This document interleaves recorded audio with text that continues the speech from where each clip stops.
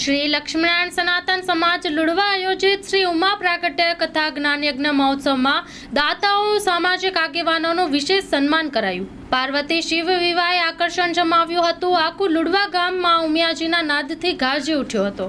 આજનો કાર્યક્રમમાં ખૂબ જ આનંદ આવ્યો. વિશેષ આનંદ એનો આવ્યો કે જે હું હેતુ લઈને આ કથાનું આયોજન થઈ રહ્યું છે કે આજે આપણો સમાજ અલગ અલગ સાંપ્રદાયિક વ્યવસ્થાઓમાં ફસાઈ રહ્યો છે, ત્યારે અહીં વિશેષ આનંદ એટલે આવ્યો કે કથાઓ તો ઘણી થઈ, પણ આ પહેલી વખત એવી કથા થઈ રહી છે કે જ્યાં આર્ય સમાજના પ્રમુખનું પણ સન્માન થતું હોય, સતપંથ સમાજના પ્રમુખનું પણ સન્માન થતું હોય અને લક્ષ્મીનારાયણ સમાજના પ્રમુખનું પણ સન્માન થતું હોય. એટલે તમામ પાંખો જે સાથે લઈ અને આ લુડવા ગામ આયોજન કરી રહ્યું છે એનાથી મને વિશેષ આનંદ થાય. ખાસ કથામાં લુડવા સમાજને આપ વ્યાસપીઠેથી શું સંદેશો આપશો? ખાસ તો એ સંદેશ આપીશ કે જ્યારે આપણે સંસ્કાર અને સંસ્કૃતિથી દૂર થઈ રહ્યા છીએ ત્યારે આજે સંસ્કારોથી નજીક આવવું, સંસ્કૃતિથી નજીક આવવું. આજે દીકરીઓ અનેક વિધર્મીઓ સાથે, બીજી જ્ઞાતિના છોકરાઓ સાથેને જ્યારે ઈચ્છા મુજબ ભાગીને લગ્ન કરી લે છે ત્યારે મા બાપની સંમતિથી જ પોતાની સમાજમાં પરણે અને સમાજના સંસ્કારોને સાચવે. અને લગ્નની અંદર જે અલગ અલગ ખોટા ખર્ચાઓ થઈ રહ્યા છે જેનાથી ખરેખર સામાન્ય વ્યક્તિ લગ્ન પ્રસંગ કરી શકતો નથી, તો આવા ખોટા પ્રસંગોથી, ખોટા કુરિવાજોથી બચે અને સમાજ અને ધર્મનું રક્ષણ થાય એવા સત્કાર્યો કરે એ ખૂબ જરૂરી છે. ખાસ પાટીદાર સમાજ એ આપણે આજે જોઈએ છીએ, આજે આપણી જે પરંપરા છે જૂની એને આજે ટકાવી રાખી છે, તો એ વિશે શું કહેશો? આજે તમામ સમાજોમાં આપણે 18 વર્ણમાં જઈએ તો તમને સંસ્કૃતિ કદાચ જોવા મળતી હશે, સંસ્કાર જોવા મળતા હશે, પણ સમયનો અભાવ જોવા મળશે. આ સમાજ એવો છે કે સંસ્કાર, સંસ્કૃતિ અને સમન્વય ત્રણેયનો ત્રિવેણી સંગમ કરીને ચાલવાવાળો સમય છે અને મા ઉમિયાની ખૂબ કૃપા છે.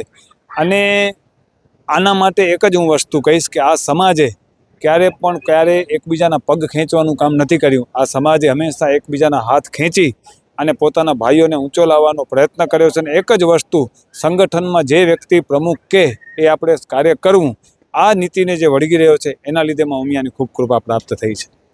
ખાસ જે આયોજન સમિતિનું જે આયોજન છે, દાતાઓનો, આપણે બહેનોનું જોયું નામ આગળ આવ્યું છે, તો આ ખરેખર અન્ય સમાજને પણ પ્રેરણા મળે, તો એ વિશે આ ગામમાં સૌથી મને વિશેષ એ ગમ્યું કે તમે પત્રિકા વાંચશો તો પત્રિકાની અંદર ક્યાંય પણ રકમનો ઉલ્લેખ કરવામાં નથી આવ્યો.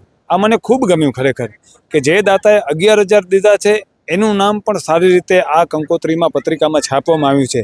અને જેણે 11 લાખ આપ્યા હશે એણે પણ આ પત્રિકામાં નામ છાપવામાં આપ્યું છે. કોઈ પણ રકમ છાપવામાં નથી આવી.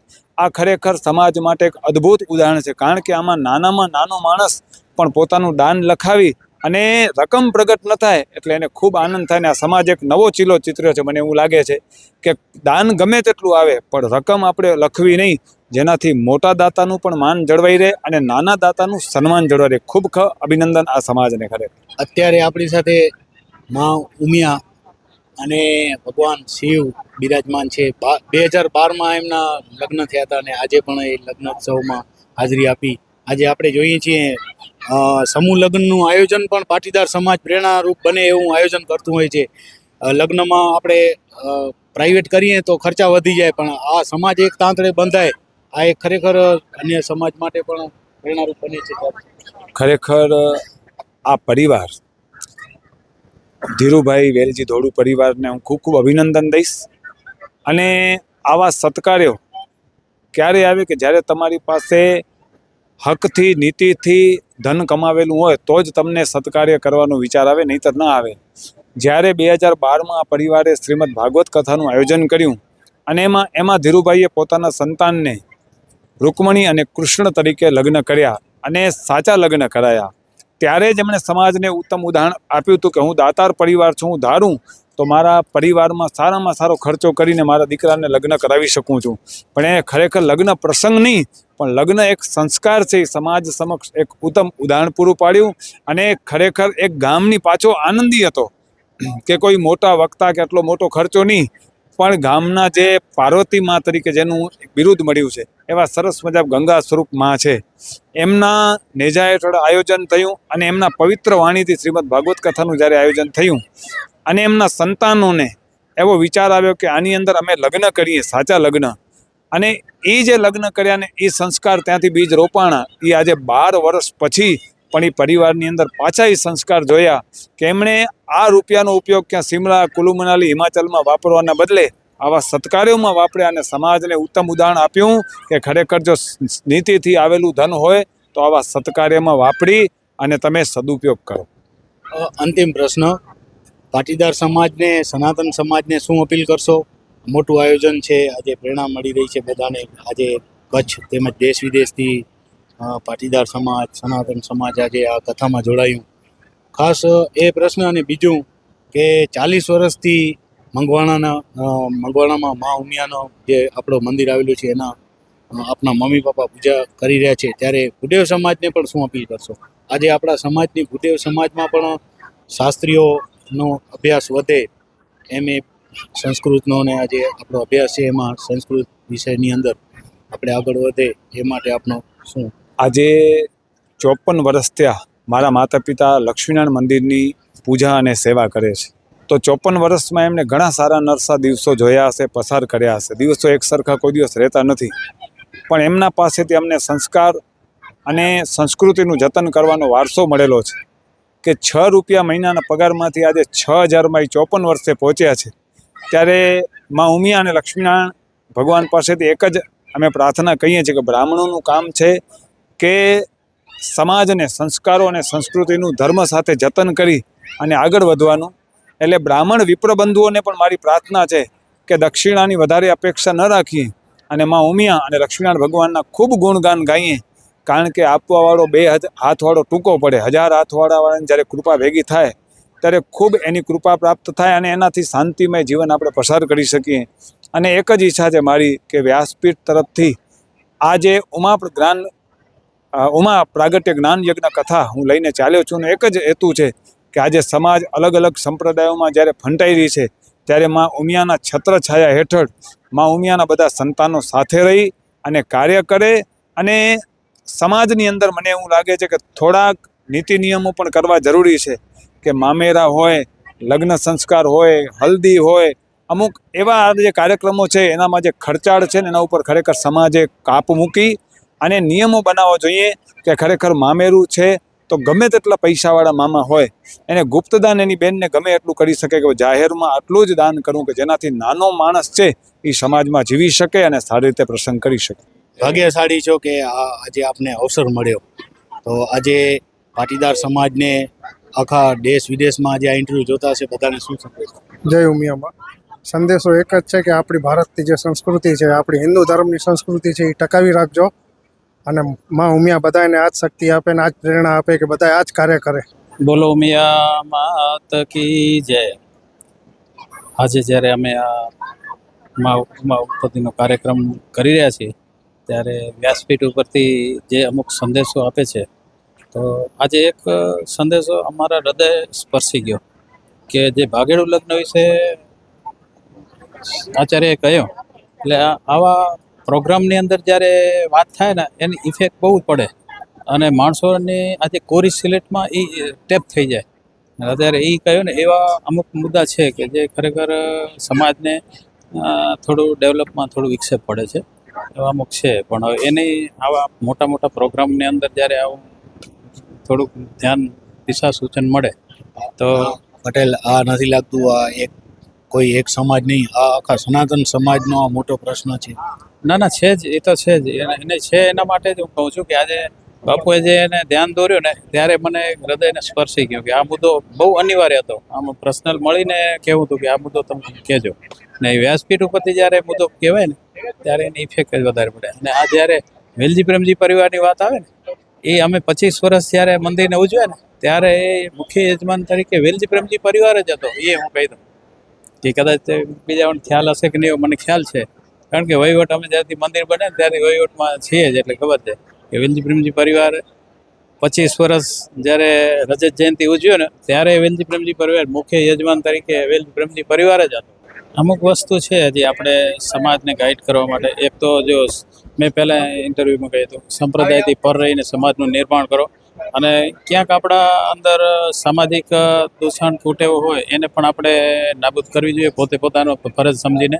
તો શું છે કે બહુ નજીક આવવામાં બહુ ટાઈમ ના લાગે. અને અમારા ગામમાં તો જે રીતના અમે ઘણા વર્ષો પહેલાં જે અગ્નિદાહનો પ્રશ્ન છે, અમે 40 વર્ષ પહેલાં આ બધો પ્રશ્ન અમે સોલ્વ કરી નાખ્યો છે. અને અમે પાટીદાર સમાજ એટલે પાટીદાર સમાજ, ભલે લક્ષ્મીનારાયણ સંસ્થાનો વહીવટ અલગ કરી, પણ પાટીદાર સમાજ એટલે પાટીદાર સમાજ. એમાં આર્ય સમાજનો હોય, ચાહે લક્ષ્મીનારાયણ સંસ્થાનો હોય કે ઇતર કોઈ પણ સંપ્રદાય પાડતા હોય, પણ પાટીદાર સમાજનું નામ પડે ને એટલે બધા સાથે રહીને અમે ગમે એ પ્રોગ્રામ ઉજવીએ. બધાને જય લક્ષ્મીનારાયણ. આજે અમારા લુડવા ગામમાં અનેરો અવસર આવ્યો છે અને અમારું આ લુડવા ગામ આજે ગોકળિયું ગામ લાગે છે. અને આજે જે શિવજીની અહીંયા એન્ટ્રી થઈ, જ્યારે શિવ પાર્વતીના આજે લગ્નનો પ્રસંગ આવ્યો અને ગઈકાલે ઉમા ઉત્પત્તિનો કાર્યક્રમ હતો, તો એક લુડવાના આંગણે અમે ભાગ્યશાળી છીએ કે આ કાર્યક્રમમાં સૌ સાથે મળી ખંભે ખંભા મિલાવીને આ કાર્યક્રમનો સહયોગ આપે છે બધા. અને એ કાર્યક્રમમાં અમને મુખ્ય યજમાન બનવાનો માતાજી અવસર આપ્યો છે, તો માતાજીને લાખ લાખ વંદન કરીએ છીએ કે આવા અવસર હંમેશા આપતા રહે. અને અમારા ગામ લુડવા પવિત્ર ભૂમિમાં આજે મા ઉમાના અહીંયા કને પગલાં થયા છે અને શિવજીના આજે જ્યારે લગ્ન પ્રસંગ હતો ત્યારે સૌ સાથે મળી અને આ એકદમ જોશ ઉલ્લાસથી બધાને શિવજીની જય જયકારમાં આજે આ કાર્યક્રમને અહીંયા પૂર્ણ કર્યો છે. અને હજી પાછળના 2 દિવસથી અત્યારે રાત્રે લોક ડાયરાનું ભવ્ય આયોજન કરેલ છે. તો જે અહીંયા આયોજન સમિતિ છે એને હું લાખ લાખ વંદન કરું છું કે આ સાથે મળી ખંભા ખંભા મિલાવીને આ અહીંયા કને અવસર ઉજવી રહ્યા છે. અને રસોડા સમિતિ છે તો એમને પણ ખૂબ ખૂબ ધન્યવાદ આપું છું. મહિલા મંડળ અને યુવક મંડળે બહુ સારી રીતે એનું આયોજન કર્યું છે. તમે ગમે ત્યારે જાઓ તો રસોડામાં ક્યારે કોઈ એઠ નથી દેખાતી, નહીં તો એઠવાડના ગમેલા ભરેલા હોય છે. તો આટલી મેદનીમાં એઠ હવે 0 પોઈન્ટ કહી શકીએ એટલી છે. તો એ આયોજન સમિતિને ધન્યવાદ આપું છું અને યુવક મંડળ અને મહિલા મંડળને ધન્યવાદ આપું છું. અને આપણા જે હરેશ મહારાજ છે આચાર્યજી, એની મીઠી વાણી, મધુર વાણી તો બધાને એવા જકડી રાખે છે કે કોઈ અહીંયા ઉઠવાનું નામ નથી લેતો. આજે અને ગઈકાલે જોયું હશે તો પૂર્ણ આ મંડપ ભરેલો હતો કે બીજાને બેસવાની જગ્યા પણ નથી, એટલી એની મધુર વાણી છે. તો આપે હરેશ મહારાજને બી ધન્યવાદ આપી કે એને લુડવાના આંગણે આપણે આજે શ્રીફળ અને સ્વીકારીમાં કથાનું આયોજન કર્યું, તો એમને હસ્તે મોઢે એ સ્વીકારી લીધું છે. અને આ 2 વર્ષ પહેલાં અમારા ધીરજભાઈ દોડુને મનમાં હતું કે આપણે આ કરવું છે, તો એમની ઈચ્છા આજે પૂર્ણ થઈ છે. તો એ પરિવારને પણ ખૂબ ખૂબ ધન્યવાદ આપી છે. ધન્યવાદ અસ્તુ. ઉમિયા પ્રાગટ્ય મહોત્સવ કે જ્યારે લુડવા ગામ મુકામે યોજવામાં આવ્યો છે, એને 2 રીતે આપણે મૂલવી શકીએ. એક તો સામાજિક સંગઠનની રીતે અને બીજું આસ્થાની રીતે. માં ઉમિયા એ આપણા કુળદેવી છે અને કુળદેવીને આપણે યાદ કરવા એ ખૂબ જ જરૂરી છે. કારણ કે આજે જ્યારે નવી પેઢી જે આવી રહી છે એ ધીમે ધીમે આપણા ધાર્મિક અને આસ્થા તરફથી દૂર રહી રહી.